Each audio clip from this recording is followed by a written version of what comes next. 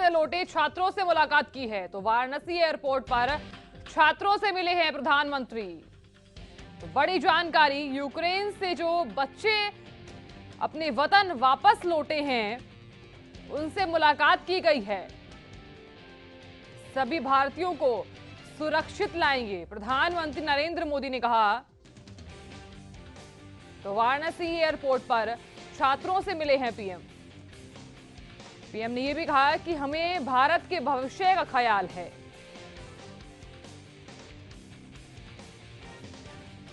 प्रधानमंत्री नरेंद्र मोदी यूक्रेन से लौटे छात्रों से मिले हैं, यानी कि छात्रों से मुलाकात की गई है। वाराणसी एयरपोर्ट पर छात्रों से मिले हैं। तो पीएम ने यह भी कहा कि सभी भारतीयों को हम सुरक्षित लाएंगे। उन्होंने ये भी कहा कि हमें भारत के भविष्य का ख्याल है। हालांकि आपको बताएं कि केंद्र सरकार के साथ हरियाणा सरकार भी पूरा साथ दे रही है। तो हरियाणा सरकार की तरफ से भी हेल्प डेस्क स्थापित किया गया है। तो जो यूक्रेन में भारतीय फंसे हुए हैं उनकी जो कवायद है वो भी लगातार जारी है। तो प्रधानमंत्री नरेंद्र मोदी ने इस दौरान क्या कुछ कहा है वो भी आपको सुनवाते हैं।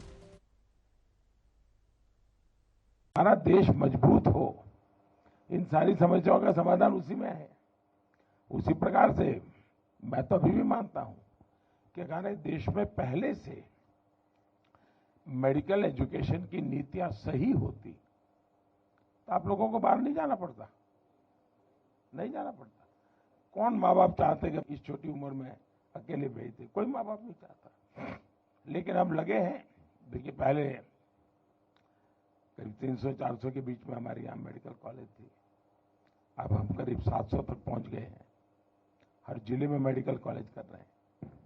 पहले हमारे देश में कोई 80-90 हजार के बीच में सीटें थी। अब पिछले 5 साल में हम उसको 1.5 लाख तक पहुंचा दिया है। यूपी में भी नए 2100 विद्यार्थियों के लिए सीटें बनाई हैं। यहाँ प्राइवेट मेडिकल कॉलेज भी करीब डबल हो रही है। और मेरी कोशिश है कि हर जिले में मेडिकल कॉलेज हो।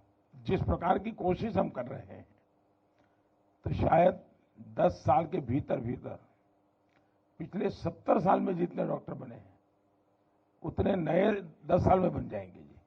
इतना बड़ा काम हो जाएगा।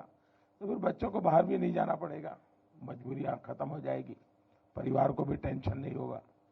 तो मेरी ये कोशिश है। लेकिन अच्छा है, सबको ये बताइए कि भाई देश के लिए तो कुछ न कुछ करते रहना चाहिए। समाज का कर्ज कभी भूलना नहीं चाहिए। तो इस संकट के समय स्वाभाविक है, क्योंकि अगर कोई बच्चा गुस्सा भी करता है तो मैं मानता हूं ये स्वाभाविक है। भाई, इतनी मुसीबत से आया है और इतनी ठंड में इतना चलना, तो ये बहुत स्वाभाविक है। अगर किसी बच्चे को, उसके माँ बाप को भी अगर गुस्सा है, इवन मेरे लिए, तो भी मेरा मत है कि उसका एक गुस्सा जायज है। खैर, जब समझेगा, मन शांत होगा तो फिर प्यार भी करेगा। चलिए, बहुत बहुत धन्यवाद। आपके परिवार को भी मेरी बहुत शुभकामनाएं भैया। और जब हम लोग स्टडी के लिए गए थे, उसके जस्ट 1 हफ्ते बाद मेरे पिताजी का देहांत हो गया। तो उसके बाद मेरी मम्मी इतना ज्यादा पैनिक होती थी हमेशा कि तुम कब आओगी, कैसे आओगी, अब मैं कुछ कर भी पाऊंगी कि नहीं कर पाऊंगी। तो उनके पैनिक होने से मैं भी पैनिक हो जाती थी। तो जैसे ही उनको पता चला कि सरकार ने इतना इंतजाम किया है, आ जाऊंगी, जैसे ही उन्होंने मुझे देखा, आपको इतनी दुआएं दी हैं कि आप हमेशा खुश रहे, आप हमेशा जिए। उसके बाद हम लोग को जरा सी भी दिक्कत कहीं भी महसूस नहीं हुई। हमारा इंडिया इतना अच्छा है कि हमारे फ्लैग के जरिए दूसरे नेशंस के लोग निकल रहे हैं। तो thank you so much sir, thank you so